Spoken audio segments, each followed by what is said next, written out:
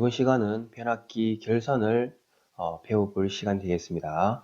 자, 첫 번째 변압기 극성이 되겠습니다. 변압기 극성. 자, 먼저 이 극성을 결정하는 결정법에 대해서 배워보실 텐데요. 자, 오른쪽에 있는 그림을 보시면 V1이라는 고압측이 있고요. V2라는 저압측이 있습니다. 고압측, 저압측은 단순하게 저압이 높다, 낮다 라고 보시면 돼요. 그리고 이 고압측에 라지 A와 스몰 a 두 지점을 이렇게 연결을 해놓은 상태에서 그 다음에 라지 B와 스몰 b에 V0라는 전압계를 붙입니다. 전압계를 부착한 상태에서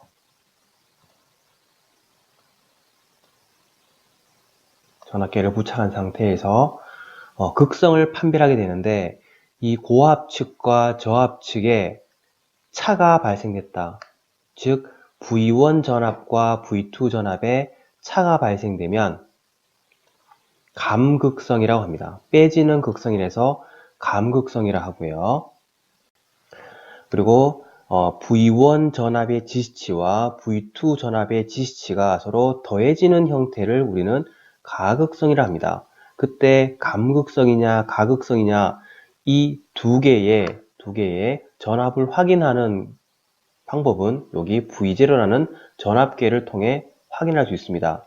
1차 전압과 2차 전압이 있을 때 이 두 전압이 빼지는 형태면 감극성, 더해지는 형태면 가극성이라고 보시면 되겠습니다. 자, 그러면 이것을 이용해서 개념 잡기 문제를 풀어보도록 하겠습니다. 자, 먼저 권수비가 30A라고 쓰겠죠. 변압기 저압측 전압. 보통 변압기는 1차와 그 다음 2차로 구분되고 있습니다. 그리고 아무 말이 없으면 보통 1차는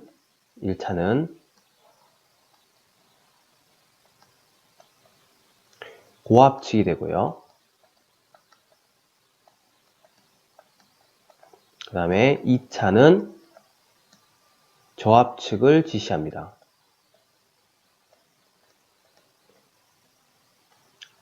자, 보통 이것은 어떤 조건을 주는 것이 아니라 일반적인 경우입니다. 그래서 여기 저압측 8V라는 것은 어떤 전압을 의미하느냐면 2차 전압인 V2 전압을 의미합니다. V2 전압이 8V. 그러면 V1 전압은 일단 모르는 상태가 되겠죠.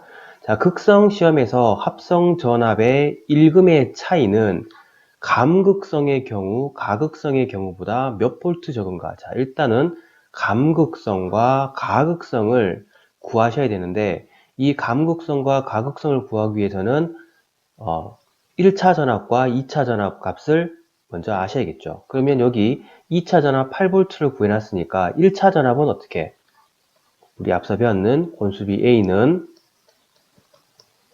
V2분의 V1이라는 공식을 통해서 1차 전압 V1은 A 곱하기 V2로 구할 수 있겠죠. 계산을 하시면 240V가 나오겠습니다. A는 30, 2차 전압은 8V, 240. 그러면 가극성 같은 경우는 위에서 보시다시피 두 전압계의 지시치가 더해지는 형태, 더하기입니다. 240 더하기 8 해서 248. 그 다음 감극성 같은 경우는 위에 보시다시피 빼지는 형태입니다. 그래서 240-8V 하셔서 232. 이 두 전압의 차는 얼마가 되겠는가? 16V가 되겠습니다. 16V. 자, 1-2 변압기의 실제 결선 방법입니다. 우리가 위에서 감극성과 가극성의 관계를 배웠는데, 실제 변압기를 결선했을 때 감극성과 가극성은 어떻게 판별하는지 보도록 하겠습니다. 먼저 감극성 같은 경우는 1차 권선과 2차 권선을 같은 방향으로 연결을 해주시면 됩니다. 1차 권선과 2차 권선을 같은 방향으로 결선을 해주시면 이것을 우리는 감극성이라고 표시하고요. 1차 권선과, 지금 그림이 좀 잘못되었습니다. 2차 권선을 반대로 해주면, 즉 다른 방향으로 감아주시면 이것을 가극성이라고 합니다. 가극성. 일반적으로 우리나라에서는 감극성을 표준 변압기 결선법으로 하고 있다는 것을 알고 계시면 되겠습니다. 자, 두 번째, Y결선과 델타 결선을 정리하는 파트가 되겠습니다. 자, 먼저 Y결선과 델타 결선의 공식 정의인데 결과를 먼저 적었습니다. 대단히 중요한 관계이기 때문에 꼭 알고 계시길 바랍니다. 간단하게 설명드리면 Y결선 같은 경우는 선에 흐르는 전류, 상에 흐르는 전류가 같습니다. 그에 비해서 델타 결선은 선간전압과 상전압이 같아요. 선과 선 사이에 걸리는 전압을 선간전압, 상에 걸리는 전압을 상전압이라는데 이게 같습니다. Y결선 같은 경우는 전압이 선간전압은 루트 3 곱하기 상전압, 그리고 위상은 30도 앞서는 특성이 나오고, 이것을 상전압으로 봤을 때 루트 3분의 선간전압으로 나누시면 돼요. 즉 루트 3분의 선간전압 VL, 그리고 위상은 30도만큼 뒤지는 형태가 됩니다. 그리고 여기에 삼상부하를 연결했을 때 소비 전력값은 루트 3 선간전압 곱하기 선전류 곱하기 코사인 세타로 구해요. 이에 비해서 델타 결선은 선전류는 루트 3 곱하기 상전류가 되고, 이때 위상은 30도만큼 뒤지는 형태가 나옵니다. 상전류는 선전류를 루트 3으로 나누시면 되고, 이때 위상은 30도만큼 앞서며, 델타 결선, 즉 삼각결선의 삼상부하를 연결했을 때 소비 전력값은 루트 3 곱하기 선간전압, 선전류, 그리고 역류를 곱해주시면 된다라고 보시면 돼요. 자, 그러면 세부적으로 Y결선과 델타 결선의 특성을 한번 알아보도록 하겠습니다. 자, 이 Y결선과 델타 결선의 특성을 알아보기 위해서 보기 전에 옆에 저자 어드바이스를 보시면 삼상 전력을 계산하는 방법이 있는데, 지금 첫 번째 방법, 두 번째 방법, 크게 두 가지 방법이 있습니다. 크게 두 가지. 그리고 한 개 추가로 하나 더 적었을 때 세 번째 방법을 적어 보시면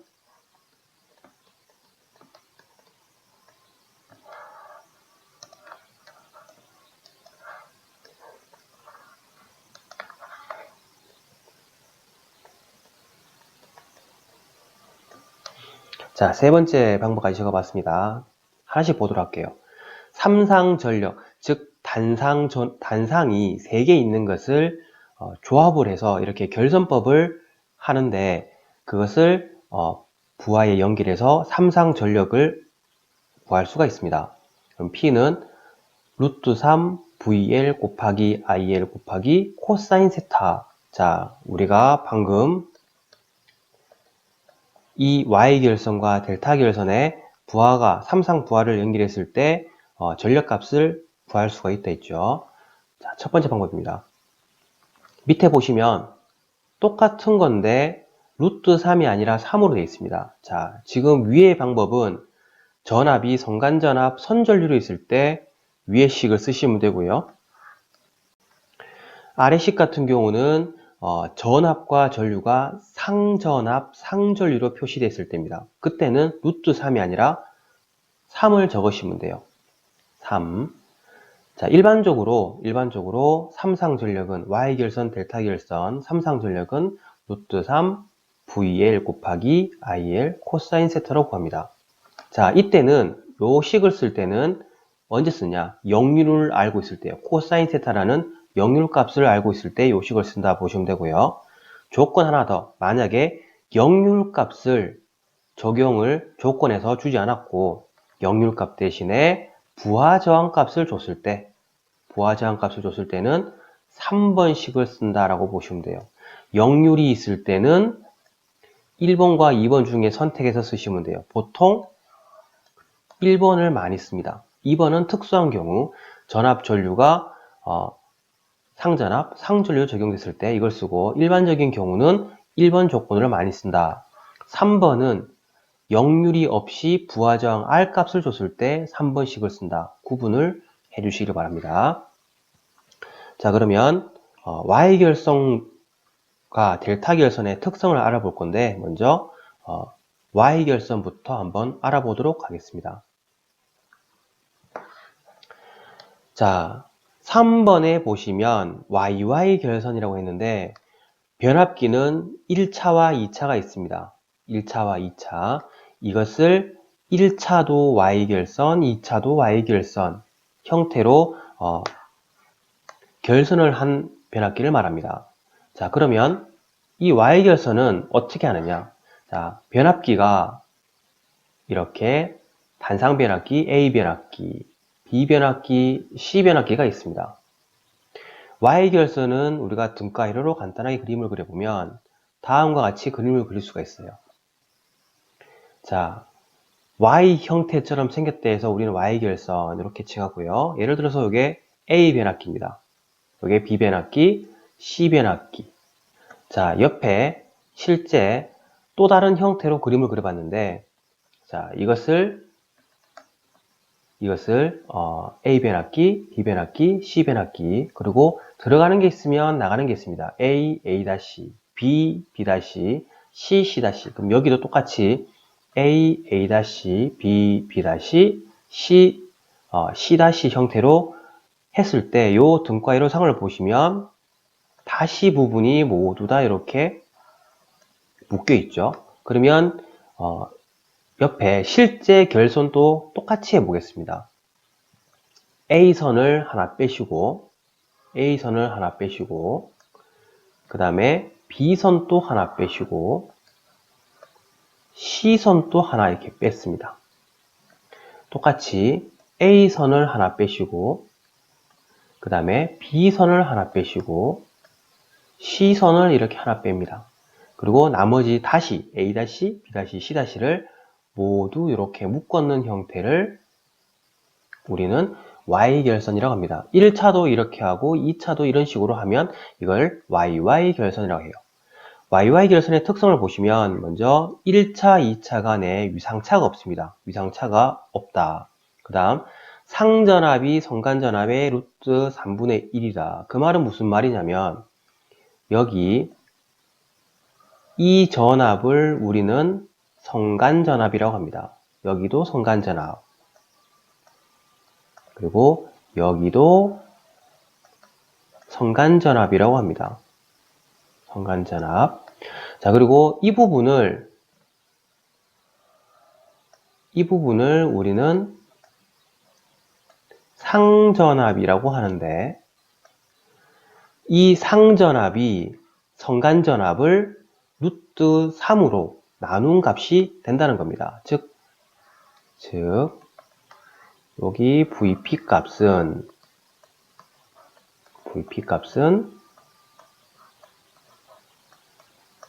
성간전압을 즉 요 전압을 루트 3으로 나눈 값이 걸림으로 절연이 용이하고 고전압에 유리하다. 즉 순간적으로 이 각상에 큰 전압이 걸린다 하더라도 이 각상의 전압은 성간전압을 루트 3으로 나눈 값만큼 걸리기 때문에 고전압에 유리하고 절연이 용이한 특성이 나옵니다. 자, 그 다음 중성선을 접지할 수 있다. 그래서 이상전압으로부터 변압기를 보호할 수 있다라고 되어 있습니다. 이 Y결선의 가장 큰 특성 중에 한 가지가 A상, B상, C상 크기가 같고 위상이 120도로서 일정하다고 한다면 이 가운데 지점의 전위는 영전위, 즉 전위차가 없습니다. 전위차가 없다는 것은 전류가 흐르지 않는다는 것을 의미해요. 하여 이 중성점에 접지를 하고 그리고 중성선이라는 것을 인출할 수 있습니다. 중성선. 이렇게 할 수 있는 이유는 이 가운데 점의 전이차가 존재하지 않기 때문에 이 특성을 이용해서 접지를 할 수 있습니다. 만약에 삼상평형, 즉 각상의 전압이 같고 위상이 120인 이 삼상평형이 깨져버린 상태가 된다면 가운데 점의 전이는 영전이가 되지 않고 전이차가 생기겠죠. 그래서 이 접지선에는 사고 전류가 흐를 겁니다. 이것을 검지해서 차단기를 동작시킨다라고 보시면 됩니다. 그래서 여기에 중성점을 접지할 수 있고 이상 전압으로부터 변압기를 보호할 수 있다. 이런 말이 나오는 겁니다. 자, 그리고 중성점 접지 시 접지선을 통해서 3고조파가 흐르면 인접 통신선에 유도 장애가 발생된다. 자, 변압기가 이상 변압기가 아닌 일반적인 변압기를 한다면 각상에 제3고조파, 3고조파가 포함된 전류가 흐릅니다. 원래는 이 Y결선은 전류가 상에 흐르는 전류, 선에 흐르는 전류 같아요. 그러면 상에서 상고조파가 발생되면 어디로? 선에도 흘러가서 이 전력선에는 제3고조파가 포함된 고조파 성분, 즉 외형파가 발생하게 되는 겁니다. 근데 이렇게 접지가 되어 있으면 제3고조파가 포함된 그 상고조파 전류값이 어디로? 접지선을 통해서 이렇게 대지로 빠져나간다는 겁니다. 대신에 이 접지선 인근에 통신선이 지나갔을 때는 그 통신선에 유도 장애를 줄 수가 있다. 이것이 Y결선의 특성이 되겠습니다. 자, 개념 잡기 문제를 풀어보도록 하겠습니다. 변압기 결선 방식에 대한 설명으로 틀린 것은 여기 보시면 3번이라고 답이 되어 있죠. YY 결선에 중성점을 접지하면 5고조파 전류가 흘러 통신선에 장애를 준다. 5고조파가 아니라 3고조파가 되겠습니다. 자, 네 번째 델타 결선이 되겠습니다. 델타 결선, 다른 말로 삼각 결선이라고 하는데 실제 변압기가 이렇게 A상, B상, C상이 있다고 한번 가정을 해보겠습니다. 그리고 삼각 결선에 등가 회로를 그림을 그려보시면 이런 식으로 그림을 그릴 수가 있어요. 삼각형 모양이죠. 그리고 A상, B상, C상이라고 표시를 딱 해놓은 상태에서 자, A상 값을 봅니다. A상에 들어가는 거, A상에 나가는 거, 들어가는 것을 A, 나가는 것을 A-라 하겠습니다.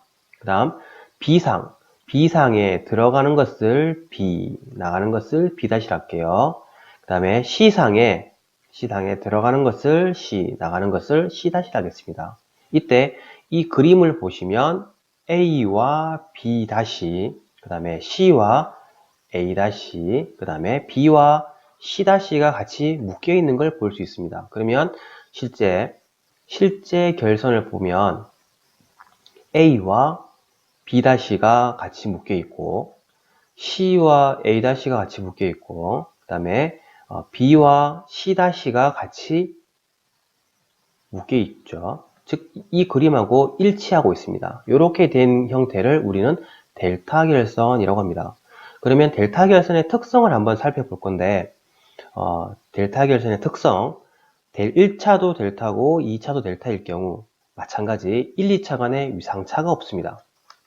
그리고 상전류는 선전류의 루트 3분의 1입니다. 자, 전류가 지금 예를 들어서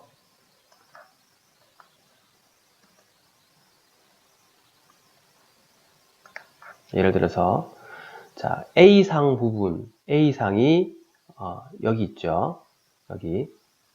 여기 전류가 이렇게 흘러간다. 그리고 이렇게 흘러간다. 그리고 이렇게 흘러간다. 여기 전류가 상전류가 됩니다. 그러면 여기 흐르는 전류는 뭐가 되느냐?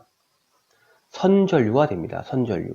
즉 상에 흐르는 전류 값은 선전류의 루트 3분의 1이라고 합니다. 즉 상에 순간적으로 큰 전류가 흐른다 하더라도 이 전류는 선에 흐르는 전류의 루트 3분의 1이기 때문에 큰 전류에 유리합니다. 즉 대전류에 유리하다. 그리고 똑같이 크기 같고 위상이 120인 평형 3상 형태가 되었을 때, 평형 3상이 되었을 때 이 가운데 삼각형 지점에 평형 상태가 되었을 때 이 삼각형 되는 지점에 각 쌍에서 발생되는 상고조파 전류가 밖으로 빠져나가지 않고 이 안에서만 이렇게 맴돕니다. 이게 델타 결선의 가장 중요한 특성 중 한 가지예요. 그래서 상고조파 전류에 대한 통로가 형성되지 않으므로 선로에는 정연파 전류가 흐른다. 이게 왜 이렇게 되느냐면 상고조파 전류 값은 전압과 동상입니다. 동상이기 때문에 평형 3상일 때 전이차가 없어서 이렇게 외부로 빠져나가지 않는다는 겁니다. 하여 이 내부에서만 상고조파 전류가 순환을 한다라고 보시면 돼요. 그래서 이 델타 결선은 상고조파 제거용으로 사용되는 결선법이다. 이런 말도 나오고 있습니다. 그래서 여기 변압기 외부에는 상고조파가 나타나지 않는다. 그래서 통신선에 유도 장애가 없다. 대신에 각 상의 변압기에는 열은 발생되겠죠. 왜냐하면 고조파 전류가 내부에서 순환되기 때문에 각 쌍에 열 손실은 발생되겠지만 전력선에는 제3고조파가 발생되지 않는다. 자, 그리고 또 하나 특성이 3상 운전하고 있을 때 한 대가 고장났을 때 V결선으로 운전이 가능하다라고 합니다. V결선으로 3상 전력 공급 가능하다. 이것은 5번의 VV 결선대 다시 보도록 하겠습니다. V결선으로 운전 가능하다. 그리고 마지막으로 접지를 할 수 없습니다. 접지를 할 수 없는 비접지 방식이므로 이상전압 및 지락사고에 대한 보호가 어렵다. 이게 델타 결선의 특성이 되겠습니다. 자, 5번에 VV 결선을 보겠습니다. VV 결선이라는 것은 1차도 V, 2차도 V 결선이에요. 자, 델타 결선으로 3상 운전을 하는 경우에 한 상이 고장났을 때 특성으로 남은 두 대로 3상 운전을 하는 방식이 되겠습니다. 자, 그러면 어떤 식으로 결선을 하는지 보도록 할게요. 예를 들어서 3상 운전 중에 델타 결선으로 3상 운전 중에 자, 예를 들어서 C상이 이렇게 고장났다 보도록 하겠습니다. C상이 고장났다. 그러면 이 부분을 딱 지워 보시면 이런 모양이 나오겠죠. 그럼 실제 결선에서 만약에 C상이 고장이 났다. 이 부분이 이렇게 고장이 났다라고 하면 실제 결선은 이렇게 두 대가 연결되어 있고 그 다음에 이 중에서 결선이 이렇게 하나 살아 있을 것이고 그 다음에 이 부분은 잘려 나갈 테니까 실제 결선은 이렇게 이런 모양이 나올 거예요. 그래서 위에 보시면 VV 결선에 이 선이 지금 두 개 있는데 이 한 개 빠지면 되겠죠. 빠져서 이러한 형태로 VV 결선을 형성을 하고 있습니다. 그러면 이 VV 결선의 특성은 어떤 것이 있는지 보도록 하겠습니다. 먼저 V결선으로 운전했을 때 용량은 즉 PV 결선의 용량은 루트 3 곱하기 델타 결선 시 한 상당 용량 단위는 kVA가 나옵니다. 중요한 식이니까 암기하셔야 됩니다. 두 번째 V결선 이용률은 지금 여기에 전압 전류가 빠져 있습니다. 마지막 최종 결과식을 적어 드렸는데 여기에 곱하기 VI가 있습니다. 여기도 곱하기 VI, 여기도 곱하기 VI가 있어요. 그럼 이건 어떤 의미냐면 V결선의 이용률은 변압기 두 대, V결선에 보시면 변압기가 한 대, 두 대죠. 이 두 대에 대한 V결선 용량을 의미합니다. 그래서 이때 이용률은 86.6%. 요 수치는 기억을 해 주셔야 됩니다. 그리고 출력비는 고장 전 세대로 운전하고 있을 때, 즉 델타 결선으로 고장 전 세대로 운전하고 있을 때 V 결선 용량의 비를 우리는 출력비로 계산하고 있습니다. 즉 고장 전후 관계라고 보시면 됩니다. 57.7%가 나와요. 57.7%. 자, V 결선 특성을 보시면 일단 두 대로 설치가 간단합니다. 설치가 간단하고 소용량이므로 가격이 싸고 부가 증설 지역에 설치할 수 있습니다. 즉 설치가 간단하고 소용량, 가격이 쌉니다. 대신에 이용률과 출력비는 델타 결선의 86.6%와 57.7%로 100% 출력은 낼 수 없습니다. 대신에 설치 간단, 소용량, 가격 싸다. 그 다음에 부하 증설 지역에 적합하며 한 대가 델타 결선으로 운전했을 때 한 대가 고장 났을 때 응급처치가 가능하다. 이러한 장점들이 있습니다. 특성 기억을 해주세요. 자, 개념 잡기 문제를 보도록 하겠습니다. 100kVA 단상 변압기 세대를 델타 결선에서 300kVA 삼상평형 부하에 전력을 공급하던 중에 한 대가 고장 났다. V결선이죠. V결선. 이것을 떼버리고 두 대로 송전을 계속하려면 몇 kVA까지 송전을 할 수 있겠습니까? 자, 여기 보면 단위가 kVA, V결선 시 용량이 되겠습니다. 그러면 루트 3 곱하기 델타 결선으로 운전할 때 한 상당 용량이니까 300이 아니라 100kVA를 넣으시면 되겠죠. 173.2kVA가 나옵니다. 자, 지금 V결선에서 이러한 형태의 문제는 상당히 잘 나오는 유형의 문제입니다. 꼭 유형을 잘 보시기 바랍니다. 여기서 P1은 델타 결선으로 운전할 시 한 상당 용량값이라는 거 기억을 하시기 바랍니다. 자, 여섯 번째, Y 델타, 델타 Y. 자, 1차를 Y, 2차를 델타, 1차를 델타, 2차를 Y. 앞서 배웠는 Y 결선과 델타 결선을 조합한 형태가 되겠습니다.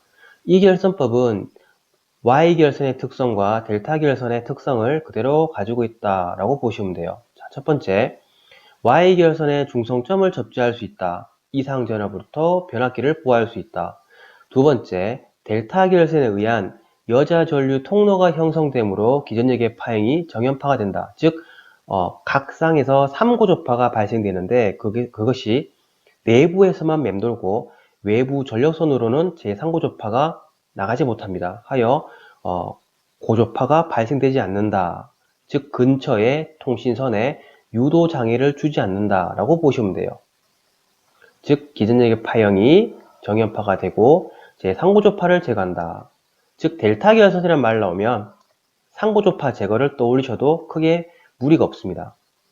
이제 단점으로는 1, 2차 간의 위상차가 30도만큼 존재합니다. 여기서 파이는 3.14가 아니라 라디안법에 의한 파이 180도입니다. 180도. 그래서 6분의 180 하셔서 30도만큼의 위상차가 발생된다. 그러면 개념 잡기 문제를 보도록 하겠습니다. Y 델타 혹은 델타 Y로 결선했을 때 1, 2차 간의 전압 위상차는 얼마가 되는가? 30도만큼의 위상차가 발생한다. 자, 일곱 번째, 상수 변환입니다. 상수 변환. 자, 상수 변환은 시험에서 3상에서 2상 간 상수 변환하는 종류는 무엇인가? 스쿼트, 우드브루치, 메이어 이런 게 나오고 그 다음 자 3상에서 6상으로 상수 변환할 때는 무엇이 나오는가? 이렇게 나옵니다. 환상 결선, 포크 결선, 대각 결선, 2차 이종 Y 결선, 2차 이종 델타 결선 찾으실 수 있으시면 됩니다. 그러면 개념 잡기 문제를 볼게요. 3상에서 2상으로 변환할 수 없는 변압기 결선 방법은 무엇인가? 포크 결선은 3상에서 6상으로 변환하는 결선법이 되겠죠. 그래서 답은 1번 하시면 돼요.